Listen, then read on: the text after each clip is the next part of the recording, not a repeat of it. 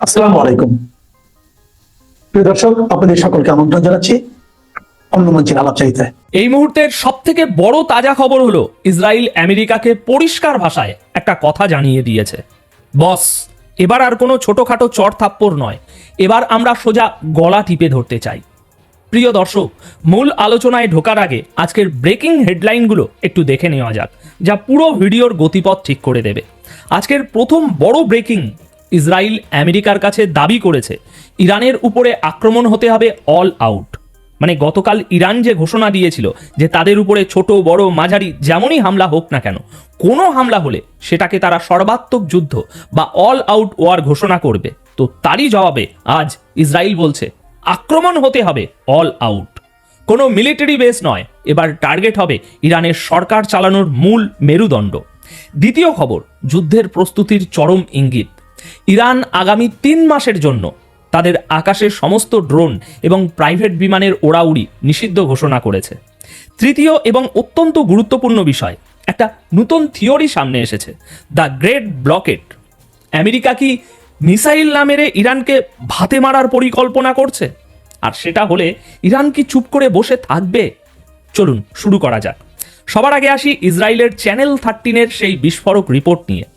দেখুন, ডিপ্লোম্যাসিতে সাধারণত দেশগুলো বলে এক আর করে আর এক, কিন্তু ইসরায়েলি মিলিটারি অফিসিয়ালরা এবার রাগঢাক না রেখেই ওয়াশিংটনকে একটা প্রস্তাব, না ভুল বললাম, একটা দাবি জানিয়েছে। তারা বলছে ইরানে যদি স্ট্রাইক করতেই হয় তবে সেটা যেন লিমিটেড না হয়। এতদিন আমরা কি দেখেছি? একটা রাডার স্টেশনে হামলা কিংবা কোনো একটা ছোট মিসাইল ফ্যাক্টরিতে আগুন। ইসরায়েল বলছে এনাফ ইজ এনাফ। তারা চাইছে ইরানের শাসন ব্যবস্থার মূল প্রতিষ্ঠানগুলোকে গুড়িয়ে দিতে। মানে সোজা কথায়, ইরানের যে অবকাঠামো পুরো রাষ্ট্রযন্ত্রটাকে চালিয়ে রেখেছে সেটার মেরুদণ্ড ভেঙে দেওয়াই এখন ইসরায়েলের প্রধান লক্ষ্য। এখন প্রশ্ন হলো, ইসরায়েল কেন এত ডেসপারেট? দেখুন, ইসরায়েলের ভেতর থেকে নেতানিয়াহুর উপর একটা বিশাল চাপ সৃষ্টি করা হচ্ছে। তারা বলছে যদি পরিস্থিতি বিগড়ে যায় তবে ইরানের উপরে চাপ যেন আংশিক না হয়। তারা চাইছে ধ্বংসযজ্ঞ, ব্যাপক হামলা এবং সর্বোচ্চ পর্যায়ের নিষেধাজ্ঞা। মানে সাপকে আঘাত করলে সাপ যেমন ফনা তোলে, সেটা না করে সাপের মাথাটাই নামিয়ে ফেলার পরিকল্পনা। কিন্তু আমেরিকা কি এই পরামর্শ মানবে? আমেরিকা কি এই মুহূর্তে এত বড় ঝুঁকি নেবে? দেখুন, আমেরিকা খুব ভালো করেই জানে যদি ইরানের ইনফ্রাস্ট্রাকচারে হাত দেওয়া হয় তবে ইরান বসে বসে তামাশা দেখবে না, তারাও পাল্টা মারবে।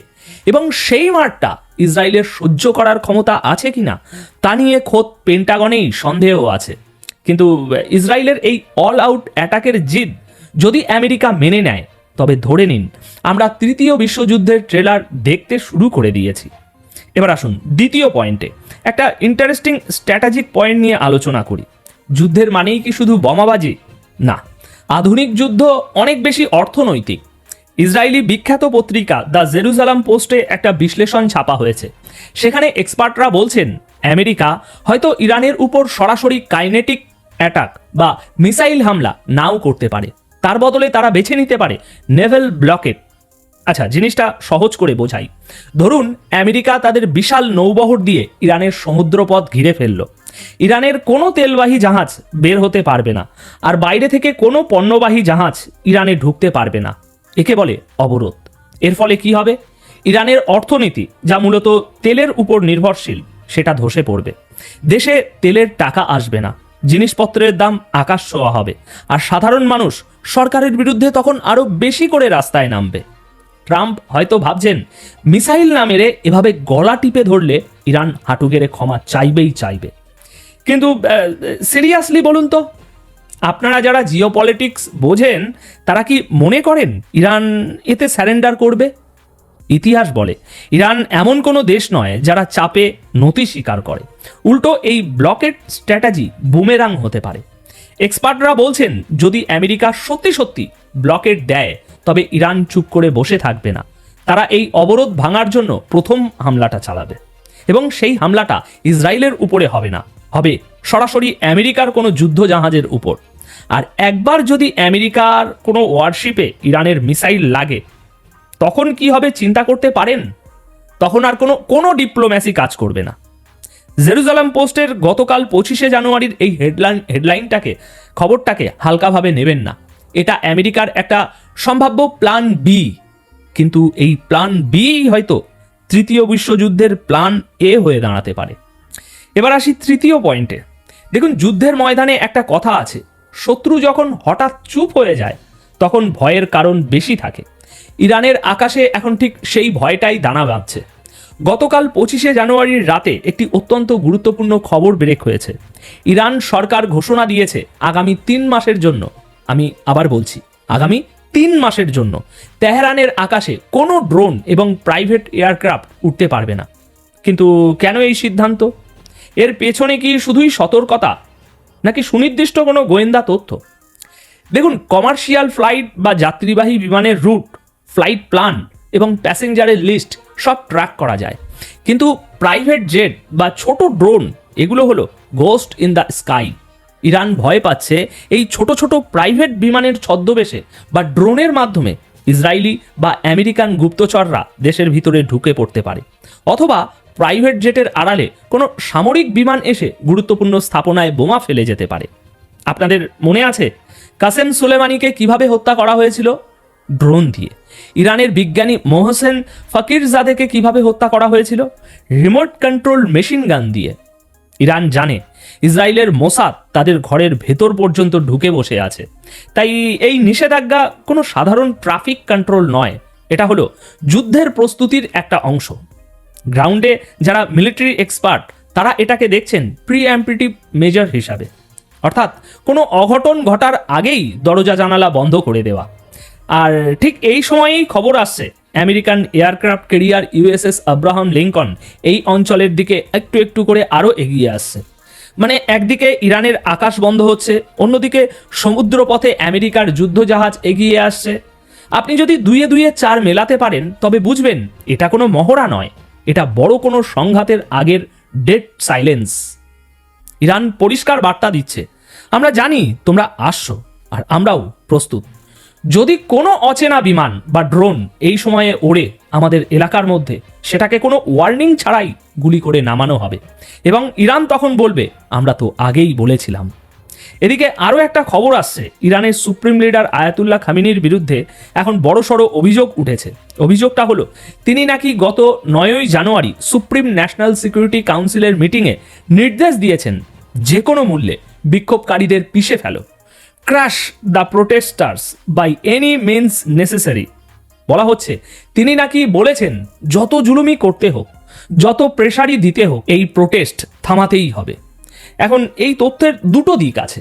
একদিকে পশ্চিমা মিডিয়া এবং ইসরায়েল এটাকে একেবারে লুফে নিয়েছে। তারা বলছে ইরান সরকার নিজের জনগণের উপর গণহত্যা চালাচ্ছে। ইরান ইন্টারন্যাশনাল যে মিডিয়াটি সরাসরি ইরানের সরকার বিরোধী এবং বলা হয় তারা পশ্চিমাদের ফান্ডে চলে, তারা দাবি করছে এই বিক্ষোভে মৃতের সংখ্যা 36,500 ছাড়িয়ে গেছে। চিন্তা করুন, 36,500 মানুষ। অন্যদিকে ইরানের সরকারি হিসাব বলছে মৃতের সংখ্যা 3,000-এর মতো। এখন প্রশ্ন হলো সত্যিটা কি? দেখুন, 3,000 আর 36,000-এর মধ্যে ফারাকটা বিশাল। 36,000 সংখ্যাটা শুনলে মনে হয় কোনো একটা বড় যুদ্ধ হয়েছে। এটা হতে পারে যে ডোনাল্ড ট্রাম্প বা পশ্চিমাদের উস্কে দেওয়ার জন্য এই সংখ্যাটা বাড়িয়ে বলা হচ্ছে, যাতে ট্রাম্প বলতে পারেন ওখানে গণহত্যা হচ্ছে, তাই আমি হামলা করলাম। এটা সেই পুরনো হিউম্যান রাইটসের দোহাই দিয়ে দেশ দখলের টেকনিকও হতে পারে। ইরানের পার্লামেন্টের স্পিকার গালিভাফ দাবি করেছেন এই দাঙ্গাবাজদের ফান্ডিং করছে ইসরায়েল এবং আমেরিকা। তারা নাকি ইরানের সমাজকে ভেতর থেকে ভেঙে ফেলার চেষ্টা করছে।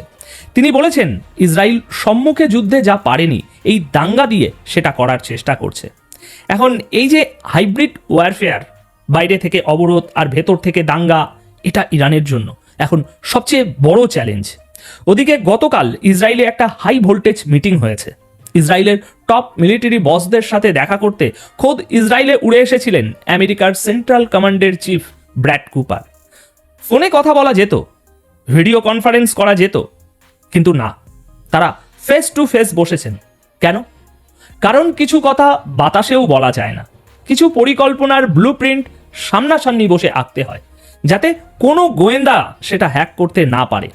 ইসরায়েলি সেনাপ্রধান এবং আমেরিকার সেন্টকম চিফের এই যে দুজন যখন এক ঘরে বসেন, তখন বুঝতে হবে ডাল মে কুছ কালা নেই, পুরা ডাল হি কালা হে।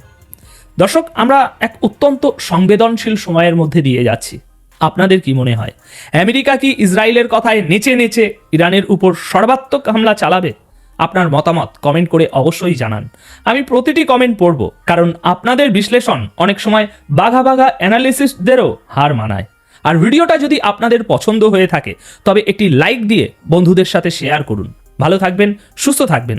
দেখা হচ্ছে পরের প্রতিবেদনে। ধন্যবাদ আপনাদের সকলকে।